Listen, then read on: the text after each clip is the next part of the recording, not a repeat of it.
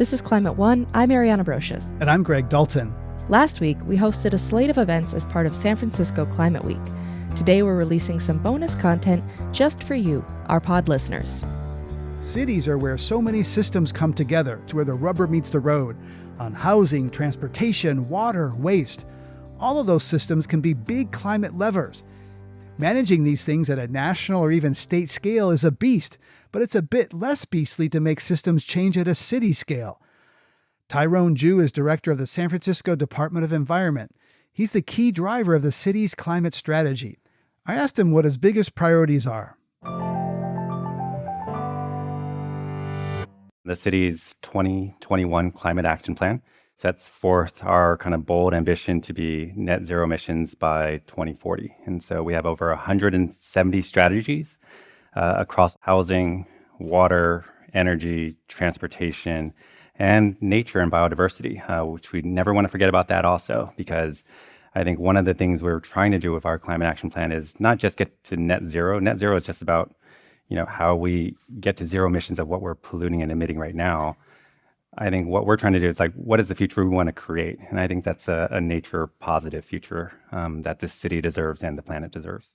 Right, and a lot of the big levers are really building and transportation. We know that San Francisco needs more housing. We've got a lot of empty office buildings. Transportation is one area where the curves are going in the wrong direction in California. So how are you approaching those two sectors? Well, first and foremost, our city has a transit-first policy. So we have a very robust network of public buses, railways, cable cars that interlace our city. And so when you look around access to transportation, I think we should be looking more towards mass modes of transportation and other lower carbon forms of transportation like biking and walking.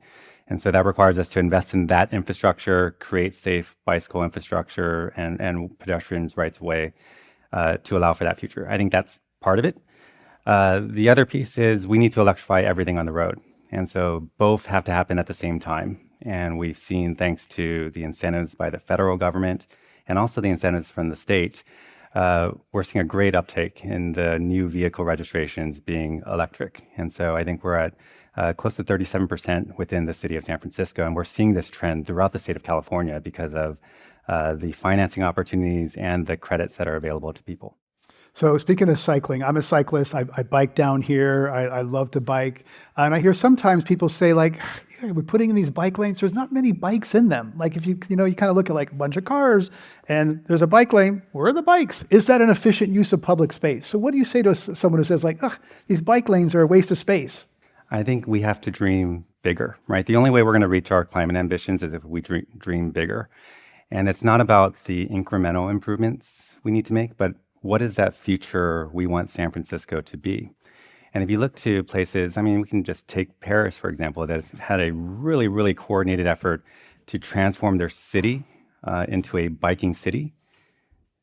They're having huge success shifting people out of their vehicles into biking. So I'm very much of the belief, if you build it, they will come. And we've seen it in the Nordic countries as well, right? When you have access to safe, reliable transportation measures, people will take that, right? And if it's sustainable, safe transportation measures like biking and the infrastructure is in place to support that people will go into that direction. Yeah, I'm always amazed at some of those parents with a couple of small kids on their cargo bikes. That is brave. It's impressive. Well, and that's our responsibility to make sure that they shouldn't have to think about their safety if they're riding with their kids on the street. And that's our responsibility as government to support that kind of future. What are the tough spots? You've San Francisco's a leader, though San Francisco and California not always the leaders that we like to tell ourselves that we think we are. What are some real challenges and hard spots that maybe keep you up at night? I think the electrification sounds great on its face, and there are definitely some infrastructure challenges that we're seeing here in the city, here in the region, and the state and the nation, frankly, is grappling with. That, if you look to the renewable energy generation, all the data and signs are pointing in a positive direction, where if you look at the last 30 plus days of energy generation during the daytime, all of that energy and in excess of that came from solar, wind, large hydro. So the energy is there. Too much of it sometimes. Too much of it. So now the trick is how do we manage that energy to make sure that it's available during those off-peak times and that the infrastructure is there to support all of the electrification work we need to do to get our buildings off of fossil fuels and our transportation sector off of fossil fuels. There's a gap right now with the existing aging infrastructure that's in place with the electrical distribution and transmission lines to the future we need to get to. Hey everyone, I'm Dan Kortler, the host of TED Climate. Each episode, we unpack the problems and solutions of climate change. This season of the show, we're getting into some big ideas that make us optimistic about the future, like meat grown from cells and leather made from mushrooms. And the best part, we look at how building a greener future can be an upgrade instead of a sacrifice. Find and follow TED Climate wherever you're listening to this. I've been in cities, I think Los Angeles, I think I've seen this in Europe, where there are EV chargers dangling from power poles. Like, this is genius. You don't have to break concrete to put in a whole complicated thing, which is expensive, and you have to get permitting, and it's public space, and yada, yada, yada. So it's like, this is genius. There's like electricity up there, dangle a little EV charger, plug it in. Why can't we have EV charging on every telephone pole in San Francisco? I don't know about every single telephone pole, but our plan is to make sure we do have more curbside charging in the city. And so we just announced just several weeks ago that we're going to be putting forward a plan and a rollout strategy of how we're going to be implementing this throughout the city.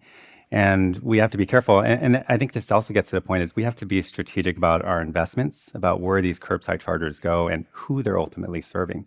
Because the last thing we want to do, and it's not a sustainable path forward if we just overbuild, right? That's not a sustainable path. It's about right-sizing everything and making sure that the access is there to those that need it. Right. Okay. Well, I look forward to seeing, EV chargers dangling from telephone poles. I want to talk to you about tactics, because one of the tactics often in environmental circles is to ban bad things. And sometimes that's good. DDT was good to ban that. It's still with us 50 years later. Plastic bags, that didn't work out so well. Ban single-use plastic bags. Industry makes thicker, non-single-use plastic bags. Banning natural gas hookups didn't work out so well. For Berkeley, they lost in court. So how do you think about banning as a tool for get the goals that you want? So first and foremost, San Francisco is still enforcing our natural gas ban on new developments, even though the Ninth Circuit Court did overturn Berkeley's ruling. That is something we are continuing to enforce and have plans to do so going forward, because when you're building these systems... So you're defying the court? No, we believe that we have a strong legal standing of how we designed our legislation here around safety of our buildings and the seismic requirements of our buildings to ensure that natural gas is not as reliable as electricity after a major disaster. So it's safety, not banning, because that's where things get in trouble. Banning, like you can have an emissions standard that basically bans natural methane gas. That doesn't say that. It's because it doesn't meet the emissions requirements. And you're saying methane doesn't meet the safety requirements. Safety requirements, and also there is an exemption pathway, right? So if you can prove for your particular development that you absolutely need natural gas, there's still a waiver provision pathway for you to get there. But once you do the planning, and this is where I think it's about how far you look out. As you're building these buildings, they're not here just for the next 5 or 10 years. You're building these buildings for the next 50 or more. And if you're building that far out, and you look at every single climate plan, whether it's from San Francisco, the state of California, everything is trending that we're getting off of natural gas and fossil fuels. So if you're going to be tied to a legacy energy source, what is it going to cost you later on when you actually do have to convert your building and you're forced to convert your building because maybe that energy source is no longer available to you? Well, I've talked to developers who say, look, new building, you got to put in electrical. And it's an incremental addition to put in bigger pipes for electric kitchen, electric space and water heating. If we don't have to put in gas pipes, that's savings for us, right? That's just good economics. Absolutely. I mean, when you're building a brand new building from the ground up, that's the exact time you should be looking to, like, what am I installing for the future? Not like, oh, I got to dual plumb everything, like to your point, with natural gas and electricity, when I know electricity is going to be what everyone wants going forward. Then the pipe fitters come in, and they've often been one of the biggest obstacles in this state. They're like, whoa, you're after our jobs. Pipe fitters are, how does that jive with unions that have a big role in the politics of this city? And I think unions have a very important role to play, and so they need to be part of that conversation for that transition. We have a building owners operations task force that we've been running for about a year and a half. It includes representation from labor and the unions. We have our largest commercial developers. We have our environmental groups. We have everyone at the table helping us to craft these policies. And I think this gets maybe to your earlier point. This isn't just bans that we need. This needs to be a coordinated effort that we all feel like we need to move in the right direction on. Before, when we were really trying to gain attention from the environmental movement, a lot of things were like, ban this, ban that, to your point, because no action was being taken at all. Now I think everyone really does want to take action. Look at Climate Week. Look at all the people that are gathered here trying to solve these pressing issues. The energy and the attention is there that people want to engage. And so if they want to engage, it's not a ban anymore. It's let's work together and figure out what that transition looks like. And also admit that we don't have all the answers, right? We may want to get to net zero by 2040. How far ahead can we look into the future, into our crystal ball? And so we have to be flexible and adaptable, even as environmentalists, to account for changes that may happen that we can't predict, and then also adjust our strategies to account for that. One area of innovation that came out of San Francisco is these ride-hailing companies, and their initial pitch was reduce car ownership, reduce vehicle miles traveled, reduce car-dependent culture. It all sounded great. I think particularly for Lyft, the founders were sincere. And then those companies get big, and San Francisco did a study. Those companies result in drivers driving an hour into the city empty and driving around deadheading empty because we can't wait more than 2 or 3 minutes for them to pick us up. So they're actually increasing congestion, increasing travel times, not delivering the climate benefits that they, I think, sold us on. So what are some of the lessons of that for when you look at other technologies, promise these great, and I think the city and our mayor are kind of like, let's have tech solve this. Well, tech, are we going to have another kind of Uber and Lyft story that doesn't deliver on their sustainability promise? Well, and I think that's to your point. We've talked a lot about San Francisco being the AI capital of the world, which, if you look to all of the major companies, they are located here. I think what gives me hope is that the conversations that they're having and the transparency they're trying to have around how those AI systems operate, the energy output that's needed to generate those AI algorithms and programs, like they're having those conversations now as they're building the systems. And I think AI is going to be part of our future. I think we all can acknowledge that this is going to be how we move forward as society, and it will be an integral part. And how we do so and couple that together with what we need to do to create a sustainable planet, that's what we need everyone focused on too as they're building these systems. And I can think of no better place than San Francisco where to have this conversation, where we have the ethos around environmental values, sustainability, have these climate technology companies working hand in hand with these AI companies to create that future. The recent episode of Climate One is on AI and energy, and we have reporting from a writer, Karen Howe, for The Atlantic, who talks about Microsoft easing off some of its sustainability commitments because of the massive, juicy profits of AI. They're building these data centers that are hugely energy hungry. And I'm concerned that even some sustainability leaders will be seduced away from sustainability because of the profits. And so I don't know how you as a city official get at that, but I hope that conversation happens earlier than it did with social media, where it created brain damage for our kids. And they're like, oh, we got a problem 10 years in. Well, and I think that accountability and holding these companies accountable to these targets that they've set forth and publicly announced, that's on all of us, not just as the city of San Francisco, but all of us as consumers, to make the selection of what product we're going to choose, what companies we support, what companies we work for. And I think what you see now, even within the climate technology space, most of those entrepreneurs, they're leaving the Googles, the Facebooks, the Microsofts, and more to go work in a space that aligns with their values. So I think as we see the generational shift of the younger workforce rising into leadership positions, I think so too, you'll see this shift in the companies being forced into making these really the changes that they should have been making all along, but the changes that they've committed to.